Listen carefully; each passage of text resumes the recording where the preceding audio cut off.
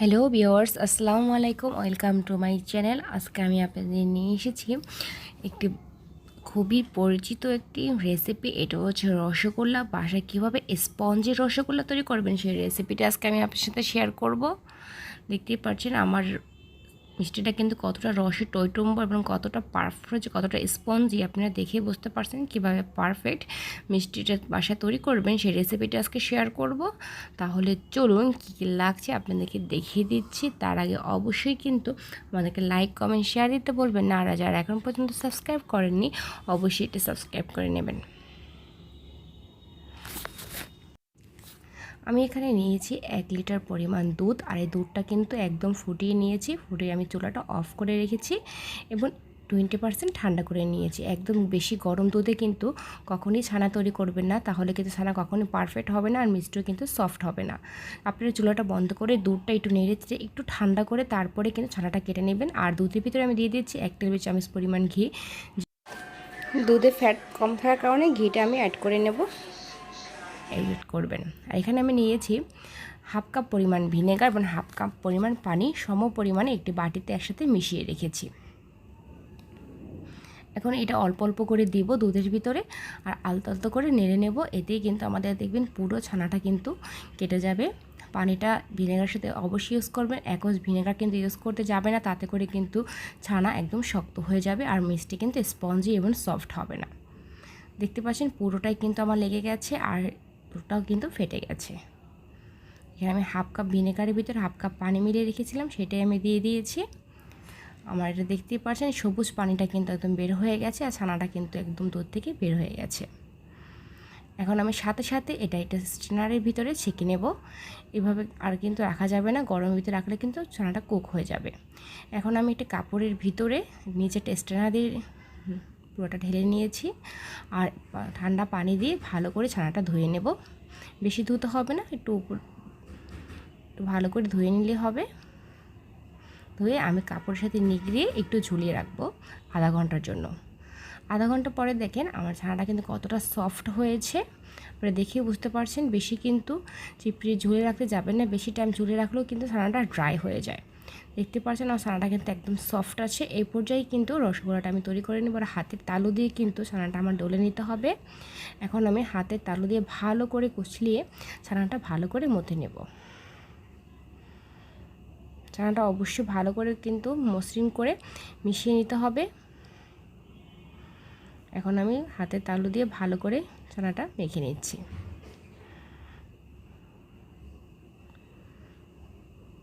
ছানার ক্ষেত্রে যদি আপনাদের মনে হয় কখন ছানাটা একটু শক্ত বা ড্রাই লাগছে, সেই পর্যায়ে কিন্তু আপনারা এর ভিতরে সামান্য একটু পানি মিশিয়ে ভালো করে মথে নিতে পারেন, তাতে করে সুন্দর একটি টেক্সচার আসবে। আর যেহেতু আমি রসগোল্লা তৈরি করব, এর ভিতরে কিন্তু আমি কোনো চিনি বা বেকিং পাউডার কিছুই এড করব না। সামান্য পরিমাণ চাইলে আপনারা ময়দা ইউজ করতে পারেন, বাট আমি ময়দাটা ইউজ করব না। তো ময়দাটা ইউজ করে খামিরটা একটু বান্ডিংটা ভালো থাকে, এই জন্য কেউ ময়দা চাইলে একটু 1 টেবিল চামচ ইউজ করতে পারেন। কিন্তু আমি শুধু ছানা দিয়ে রসগোল্লাটা তৈরি করব। আমি ছানাটা ভালো করে মথে নেব।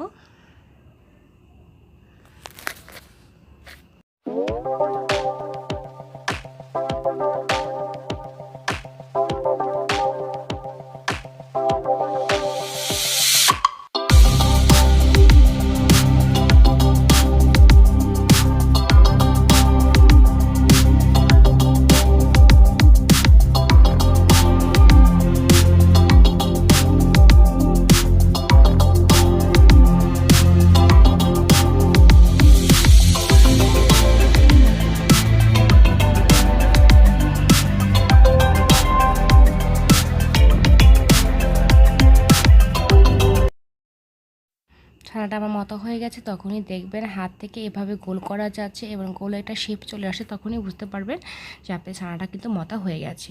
এরপর যে আমি লাম্বাটে করে নিলাম, এখন আমি একটু ভাগ করে নিব যেন প্রত্যেকটা মিষ্টি সমান সাইজের হয়। এই পর্যায়ে আমি এভাবে করে সমান করে কেটে নেব। আপনারা চাইলে এর থেকে ছোটো ছোটো করে মিষ্টি তৈরি করতে পারেন। আমি একটু মাঝারি সাইজের মিষ্টিটা তৈরি করব, বেশি বড় করব না, মাঝারি সাইজের মিষ্টি তৈরি করে নেব। আপনারা চাইলে এর থেকে ছোটো ছোটো করতে পারেন। আমি হাতে একটু ঘি মেখে নিলাম, অবশ্যই হাতে একটু ঘি মেখে নেবেন, তাতে করে মিষ্টি বানাতে আপনাদের সুবিধা হবে। এখন আমি একটু হালকা করে মতে নিচ্ছি, মতে এবার গোল করে একটি আকৃতি করে নেব। অবশ্যই একটু প্রথমে ভালো করে মেখে নেবেন, তারপরে করে গোল করে এভাবে এটা মিষ্টি শেপ দিয়ে দেবেন, তাহলে কিন্তু মসৃণ একটি মিষ্টি হবে।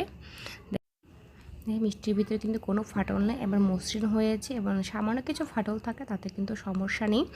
একদম মসৃণ করে তিনি চেষ্টা করবেন মিষ্টিটা তৈরি করতে, আর বেশি চাপ দিয়ে করবেন না, আলতো আলতো করে মিষ্টিটা তৈরি করবেন। আমি আরেকটি মিষ্টি তৈরি করে দেখাচ্ছি যে আপনাদের সুবিধার্থে কীভাবে করবেন। এভাবে একটু চাপ দিয়ে প্রেস করে একটু মতে নিয়ে তারপরে কিন্তু গোল করে আলতো আলতো করে গোল করে আকৃতি মিষ্টি তৈরি করে নেবেন, তাতে সুন্দর আর পারফেক্ট হবে। আর এর ফাঁকে কিন্তু আমি শিরাটা তৈরি করে নেব, কারণ মিষ্টিটা তৈরি করে কিন্তু বেশিক্ষণ রাখা যাবে না, এর জন্য এর ফাঁকে আমি শিরাটা এখন তৈরি করে নেব। আমি একটি কড়াই, আমি এখানে চুলাতে একটি কড়াই বসিয়ে দিয়েছি, এর ভিতরে দিয়ে দিচ্ছি 1.5 কাপ পরিমাণ চিনি। চিনির পরিমাণটা আপনারা চাইলে 2 কাপও দিতে পারেন, আমি 1.5 কাপ দিলাম। যেহেতু মিষ্টিটা বেশি খাবো না, যারা মিষ্টি বেশি পছন্দ করেন তারা কিন্তু অবশ্যই 2 কাপ দিবেন। আর এই পর্যায়ে দিয়ে দিব 3 কাপ পরিমাণ পানি, আর 2 কাপ পানি দিলে, চিনি দিলে কিন্তু 4 কাপ পানি দিতে হবে। দিয়ে দিলাম একটি এলাচ, তাতে করে মিষ্টির ভিতরে সুন্দর একটি ফ্লেভার চলে আসবে। আর চিনিটা একটি হাতলের সাহায্যে আমি একটু নেড়ে চেড়ে দেবো, যাতে করে চিনিটার নিচে লেগে না থাকে আর পানির সাথে ভালো করে মিশে যায়।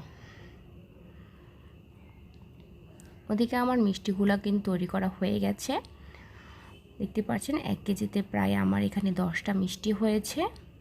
আর সাইজটা কিন্তু একটু বড় সাইজ করেই করেছি, ছোট করলে আপনাদের আরও বেশি হতে পারে। এর ভিতরে দিয়ে দিচ্ছি আমি কেশরের সুন্দর একটি ফ্লেভার চলে আসবে। আপনার কাছে যদি জাফরানটা না থাকে তাহলে কিন্তু আপনারা কেওড়া জল ইউজ করতে পারেন। আমি এর ভিতরে কেওড়া জলও ইউজ করেছি 1 টেবিল চামচ পরিমাণ, যাতে সুন্দর একটি ফ্লেভার আসে। এখন যেহেতু পানিটা ফুটে উঠেছে, আমি সাথে সাথে মিষ্টিটা দিয়ে দিচ্ছি। আর এই পর্যায়ে কিন্তু চুলার আঁচটা একদম বাড়িয়ে রাখতে হবে, হাই হিটে কিন্তু আমাদের এটা তৈরি করতে হবে। সাথে সাথে ঢাকনাটা দিয়ে দেবেন অবশ্যই, আর যে ছিদ্রটা আছে ছিদ্রটা কিন্তু বন্ধ করে দিতে হবে। এই পর্যায়ে 10 মিনিটের আগে কিন্তু কোনো ক্রমেই ঢাকনাটা তোলা যাবে না, তাতে করে কিন্তু মিষ্টিটা নষ্ট হয়ে যাবে। এবং চুলার আঁচটা আপনারা মিডিয়ামে থেকে একটু বাড়িয়ে নেবেন, বেশি হাইও রাখবেন না। দেখেন 10 মিনিট পরে আমার অনেকটা শিরা কিন্তু টেনে গেছে, এর জন্য পাশে একটি চুলাতে কিন্তু আমি গরম পানি বসিয়ে রেখেছিলাম আগে থেকে। অবশ্যই ফুটন্ত গরম পানি কিন্তু এর ভিতরে দিতে হবে, তাতে করে শিরা পাতলা হয়ে যাবে। আর যদি শিরা ঘন হয়ে যায় তাতে করে দেখা যাবে মিষ্টির ভিতরে ভালো করে ঢুকবে না, আর মিষ্টির ভিতর থেকে সিদ্ধ হবে না।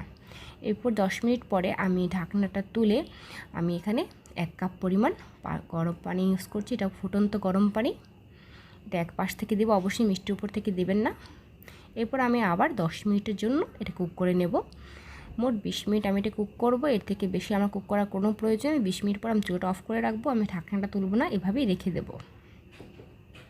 দেখেন আমার মিষ্টিটা কিন্তু তৈরি হয়ে গেছে এবং কতটা সুন্দর পারফেক্ট স্পঞ্জি মিষ্টি হয়েছে। বাসা তাহলে অবশ্যই ট্রাই করবেন। আর আমি উপরে একটু জাফরান দিয়ে ডেকোরেশন করে নিয়েছি।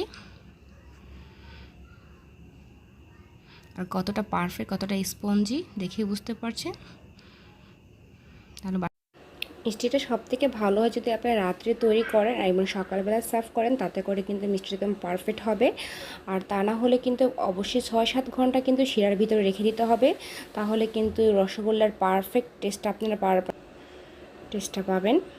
তাহলে অবশ্যই কিন্তু দেখেন আমি ভিজিয়ে রাখতে হবে শিরার ভিতরে অনেকটা টাইম। আমি কিন্তু প্রায় 5-6 ঘন্টা শিরা থেকে ভিজিয়ে রেখে কিন্তু মিষ্টিটা সার্ভ করেছি। আর আমি বেশি যেটা করি, বাসা যখন তৈরি করি অবশ্যই কিন্তু রাত্রে তৈরি করি আর সকালবেলা মিষ্টিটা সার্ভ করি, তাতে করে খুবই রসালো হয় আর মিষ্টিটা খুবই স্পঞ্জি এবং খুবই সুন্দর হয়। সেটাই চেষ্টা করবেন করার জন্য। ছোটো বড়ো সবাই অনেক কিন্তু পছন্দ করে, বাসা অবশ্যই ট্রাই করবেন। আর অবশ্যই আমার চ্যানেলকে লাইক কমেন্ট শেয়ার দিতে ভুলবেন না। আজকের মতো বিদায় নিচ্ছি ইলিয়াস কিচেন থেকে। আল্লাহ হাফেজ।